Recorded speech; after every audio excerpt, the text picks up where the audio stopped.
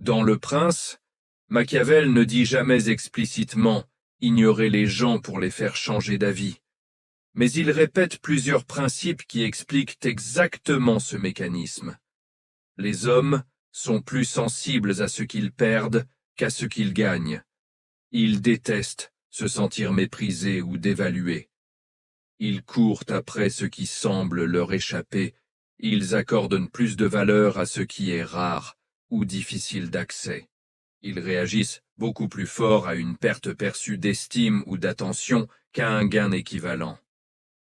Ignorer quelqu'un, ou son opinion, sa demande, sa présence, active simultanément plusieurs de ces leviers psychologiques. C'est pour cela que le silence stratégique, le retrait d'attention ou le soft no contact fait souvent basculer les positions plus vite qu'un argumentaire de 2 heures. Voici les mécanismes psychologiques principaux qui expliquent pourquoi ne pas essayer de convaincre fonctionne souvent mieux que convaincre directement. Réactance psychologique. Brehm, 1966. Quand quelqu'un sent qu'on essaie de le forcer à changer d'avis, son cerveau perçoit une menace à sa liberté de choix. Il réagit en renforçant sa position initiale. Effet boomerang. Dès que vous arrêtez de pousser, que vous vous retirez, que vous cessez de répondre ou de relancer, la pression disparaît. La réactance s'effondre. La personne peut alors reconsidérer sa position sans perdre la face.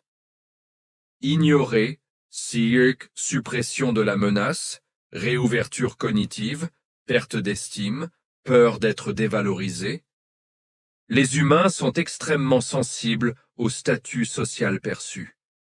Quand vous répondez toujours vite, que vous argumentez, que vous montrez que leur opinion vous touche, vous leur donnez implicitement de la valeur.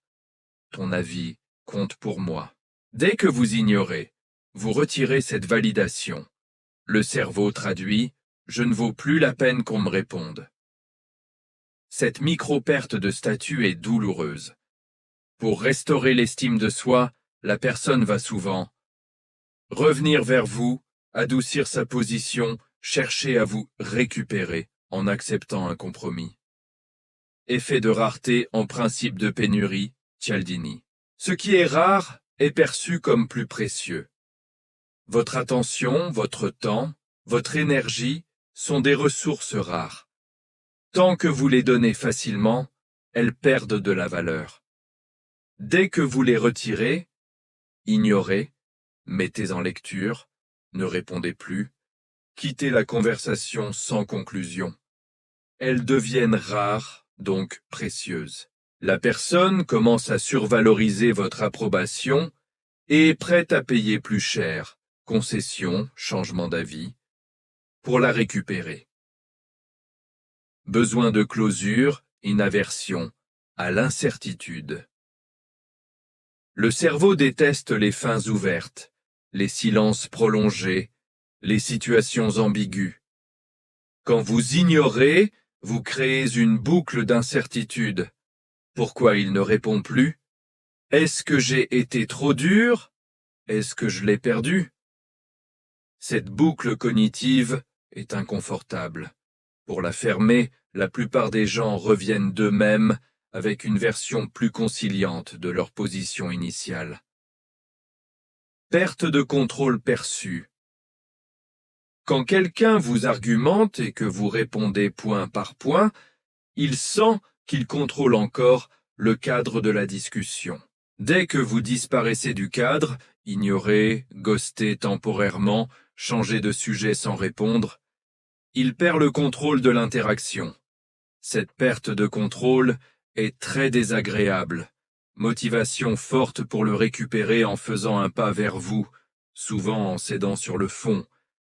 Effet, Zeigarnik inversé, plus boucle de récompense. Le cerveau se souvient beaucoup plus des tâches inachevées, Zeigarnik. Une conversation non résolue reste en mémoire active. Mais il y a aussi un effet inverse. Quand la récompense, votre attention, votre validation, est retirée après avoir été donnée régulièrement, le cerveau entre en manque dopaminergique. Il va chercher à restaurer cette récompense en modifiant son comportement, changer d'avis, s'excuser, proposer un deal. Exemple concret où l'ignorance stratégique fait basculer les gens beaucoup plus vite que la persuasion directe. Négociation salariale. Vous refusez poliment l'offre, silence radio, 4-7 jours. L'employeur revient souvent avec plus 15-30% sans que vous ayez rouvert la bouche. Relation amoureuse tendue. Au lieu de relancer 15 fois, vous disparaissez 5-10 jours. Très souvent, l'autre revient avec des excuses ou des concessions qu'il refusait avant. Client qui fait traîner ou qui négocie à outrance. Vous arrêtez de répondre aux relances pendant 72 heures. Il signe souvent l'offre initiale qu'il refusait. Amis ou collègues qui vous manquent de respect. Vous cessez toute interaction non indispensable. Dans 70 à 80% des cas, il revient avec une attitude corrigée sans confrontation verbale. Règle machiavélienne pour que l'ignorance fonctionne vraiment. Sinon, ça se retourne contre vous. Ne jamais ignorer par émotion, colère, vexation. Ignorer doit être froid, calculé, limité dans le temps. Toujours laisser une porte entr'ouverte. Un dernier message poli mais ferme avant le silence. Ne pas dépasser 7-14 jours sauf cas extrême. Sinon vous passez pour immature ou indifférent. Revenir seulement quand l'autre a fait un pas visible. Excuse, concession, nouvelle proposition. Ne jamais expliquer pourquoi vous avez ignoré. Ça détruit le mystère et la valeur perçue. Gardez la même énergie calme et détachée quand vous reprenez contact. En résumé, convaincre directement. Vous mettez votre valeur en jeu, vous donnez le cadre à l'autre, vous activez sa réactance. Ne pas convaincre plus, retirez votre attention.